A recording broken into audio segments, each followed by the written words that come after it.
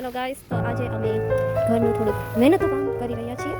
આ છે બાજરો જે શિયાળામાં લેવામાં આવી રહ્યો છે અને એનું અમે સ્ટોરેજ કરશું. આજે થોડુંક મહેનતી કામ છે પણ કરી લઈશું.